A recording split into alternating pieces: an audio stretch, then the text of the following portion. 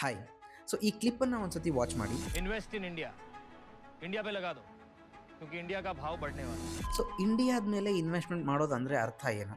ಭಾರತದ ಅತಿ ದೊಡ್ಡ ಕಂಪನಿಗಳ ಮೇಲೆ ಇನ್ವೆಸ್ಟ್ಮೆಂಟ್ ಮಾಡೋದು, like Reliance industries, HDFC bank, Tata motors, ITC. So ಈ ರೀತಿಯಾದ ಅತಿ ದೊಡ್ಡ ಕಂಪನಿಗಳ ಮೇಲೆ ಇನ್ವೆಸ್ಟ್ಮೆಂಟ್ ಮಾಡೋದು. NSE ಒಂದು ಇಂಡೆಕ್ಸು ನಿಫ್ಟಿ 50. ಸೊ ಅದರಲ್ಲಿ ಭಾರತದ ಅತಿ ದೊಡ್ಡ 50 ಕಂಪನಿಗಳು ಇರುತ್ತೆ.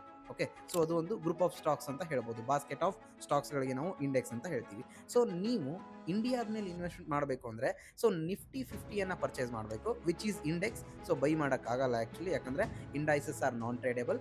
ಅಥವಾ ಆ 50 ಕಂಪನಿಗಳಲ್ಲಿ ಇಂಡಿವಿಜುವಲ್ ಆಗಿ ಇನ್ವೆಸ್ಟ್ಮೆಂಟ್ ಮಾಡಬೇಕಾಗುತ್ತೆ. ಸೊ ಇಂಡಿವಿಜುವಲ್ ಆಗಿ ಇನ್ವೆಸ್ಟ್ಮೆಂಟ್ ಮಾಡಬೇಕು ಅಂದರೆ ಸೊ ತುಂಬ ಜಾಸ್ತಿ ಕ್ಯಾಪಿಟಲ್ ಬೇಕಾಗುತ್ತೆ.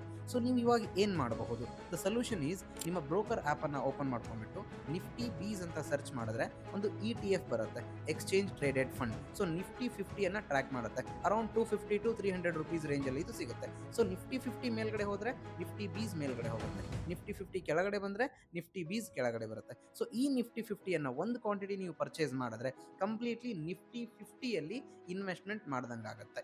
ಓಕೆ, ಸೊ ಜಸ್ಟ್ ಟ್ರೈ ಮಾಡಿ ಒಂದ್ಸತಿ, ಯಾಕಂದರೆ ಇದರಲ್ಲಿ ಯಾವುದೇ ಹೆಚ್ಚಿನ ರಿಸ್ಕ್ ಇರಲ್ಲ. ಸೊ ನಿಫ್ಟಿ 50ಯಲ್ಲಿರೋ ಈ 50 ಸ್ಟಾಕ್ಸ್ಗಳಲ್ಲಿಷ್ಟು ಎವ್ರಿ 6 ಮಂತ್ಗೆ ಅಪ್ಡೇಟ್ ಆಗ್ತಿರುತ್ತೆ. ಹಾಗಾಗಿ ಓಕೆ, ಸೊ ಇದೇ ರೀತಿ ಇನ್ನೂ ಜಾಸ್ತಿ ಇನ್ಫಾರ್ಮೇಷನ್ ಬೇಕು ಅಂದರೆ ಜಸ್ಟ್ ಈ ಪೇಜನ್ನು ಫಾಲೋ ಮಾಡಿ. So I will teach you.